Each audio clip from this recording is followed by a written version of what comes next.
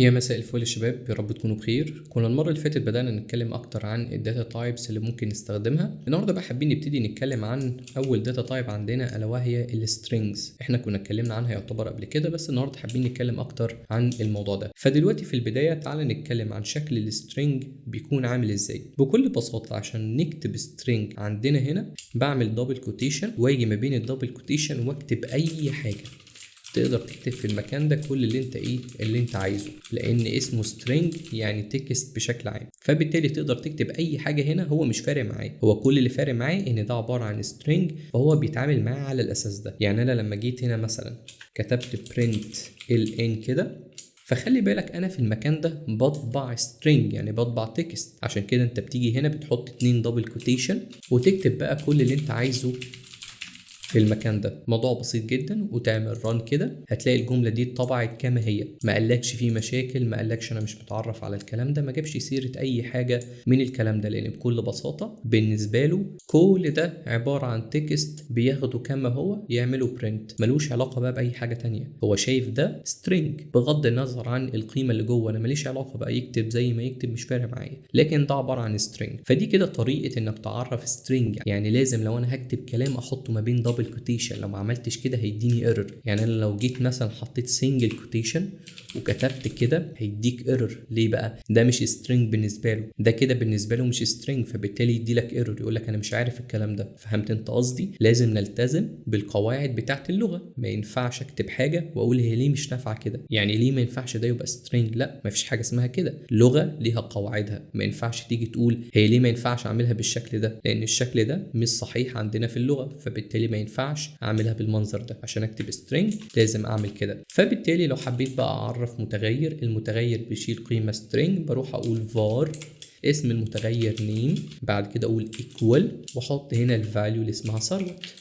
فكده ثروت بالفعل اتحطت عندي في المكان اللي اسمه نيم. موضوع بسيط. يعني انا لو جيت بعديها جيت قلت نيم بتساوي اي حاجه غير سترينج هيديني ايرور. بص اهو، يعني لو حطيت سنجل كوتيشن وحطيت مثلا حاجه كده هيديني ايرور. ليه؟ لان ده مش سترينج. نيم وقت ما اتعرفت قلنا ان هي بتاخد سترينج، فالموضوع انتهى على كده خلاص، مش هناخد اي حاجه غير سترينج. حتى لو وقفت على المتغير ده بتاخد سترينج اهو زي ما انت شايف. فزي ما انت شايف الموضوع بسيط جدا بخصوص السترينج، لكن في كام نقطه اضافيه كده ممكن نتكلم عنها. مبدئيا السترينج ممكن نحط فيه علامات مميزه، بمعنى ان انا بكل بساطه دلوقتي لو رحت عرفت سترينج تاني تحت كده، قلت مثلا string بالمنظر ده my name is، وعايز اقول هنا الاسم بتاعي، بس انا مش عايز احط اسم بشكل مباشر، يعني يكون قيمة ثابتة، قيمة هارد كودد يعني مكتوبة بشكل مباشر. مش عايز اعمل كده، انا عايز استخدم المتغير. فبالتالي بستخدم حاجة اسمها دولار ساين عشان اقول ان القيمة اللي بعدي هي نيم، فبالتالي هيقبل القيمة عادي جدا. يبقى السترينج يا شباب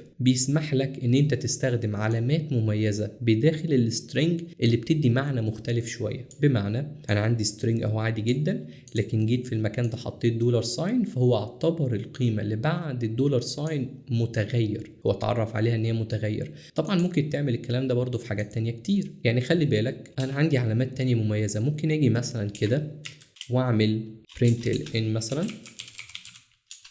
واجي هنا هكتب string، هقول مثلا my name is ثروت، وتعالى كده مثلا في المكان ده نحط حاجة زي باك سلاش تي. لو لاحظت الباك سلاش تي شكلها مميز شوية، بص اهي مختلفة، حتى اللون بتاعها مختلف. لو رحت عملت ران كده فزي ما انت شايف هو عمل ران بالفعل، لكن ركز معايا كده، لو لاحظت الباك سلاش تي مش موجودة اساسا، بص مش موجودة خالص في المكان ده، لكن موجود سبيس فاضية. ليه بقى؟ لان الباك سلاش دي هي من الكاركترز المميزة او العلامات المميزة اللي ممكن نستخدمها في المكان ده عشان نوصف حاجة المفروض تحصل. زي في المكان ده باك سلاش تي بترمز لتاب، كانك بالظبط عملت تاب كده وانت بتكتب السترينج فعمل لك سبيس، فلما تيجي تعمل ران هتلاقي سبيس فاضيه. يعني انا لو رحت مثلا كررت التاب دي كده تاني اهي كده عندي 3 تاب، لو رحت عملت ران هتلاحظ ان انت عندك هنا في سبيس كبيره. شايف السبيس قد ايه؟ كانك بالظبط عملت تاب اكتر من مره، 3 مرات بالظبط. طبعا عندك حاجات تانية برضو مميزه، يعني عندك برضو باك سلاش مثلا ان،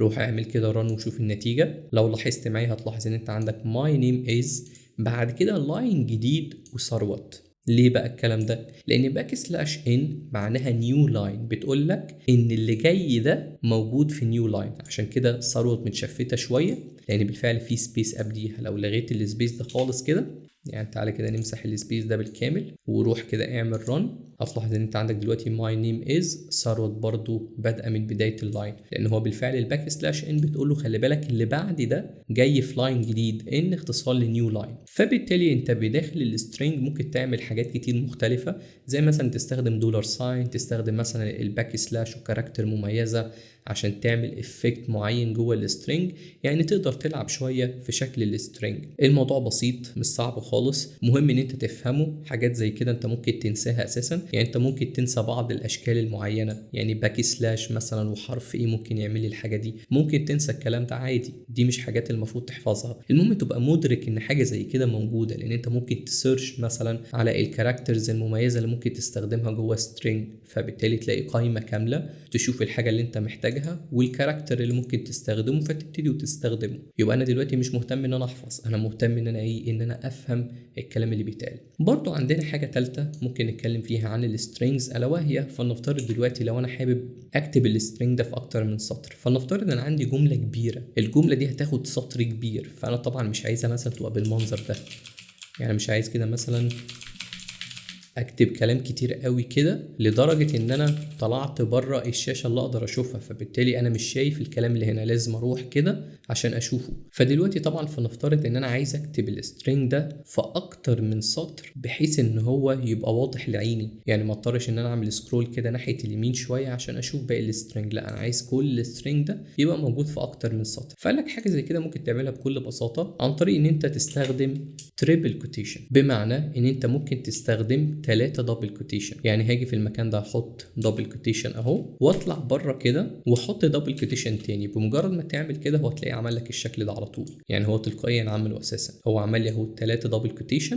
و3 دبل كوتيشن زي ما انت شايف، ادي 3 اهو وادي برده 3 على الشمال، فانت عندك كده 6 دبل كوتيشن. فتقدر دلوقتي تيجي في النص بقى تكتب اللي انت عايزه. بص اهو ممكن اكتب كل اللي انا عايزه في اكتر من سطر. طبعا انت مستغرب من الكلمه اللي اتحطت هنا دي حاجه هو اللي ضافها مع نفسه، مش انا اللي ضفتها، خلي بالك عشان ما تتلخبطش، يعني بمجرد ما تضغط انتر اهو هو ضافها لوحده اساسا. هنفهم الكلام ده عباره عن ايه بس كمان شويه مش دلوقتي. المهم دلوقتي تقدر تكتب بقى سترينج بقى براحتك في اكتر من سطر بدون ما تشغل بالك اهو، عادي بدون اي مشاكل. وده كده كله ستيتمنت، يعني ده بالكامل كده ستيتمنت ابتدى في المكان ده وانتهى لحد هنا. هو ايوه اخد اكتر من سطر، لكن ده بسبب السترينج، لان السترينج في الحاله دي مالتي لاين سترينج، يعني اكتر من لاين واحد، لكن الكود ذات نفسه شايف ان كل ده سطر واحد بس. انا وانت دلوقتي اللي خلينا السترينج ده ينزل في اكتر من سطر، فبالتالي زي ما انت شايف الموضوع بسيط جدا في تعاملنا مع السترينج. انت ممكن تكتب السترينج سواء سترينج في لاين واحد او ممكن تكتبه في اكتر من لاين، ممكن تحط علامات مميزه جوه السترينج، لكن الاساس ان ده سترينج بشكل عام يعني. بس بكده يكون الفيديو ده انتهى، واستناك الفيديو الجاي ان شاء الله، مع السلامه.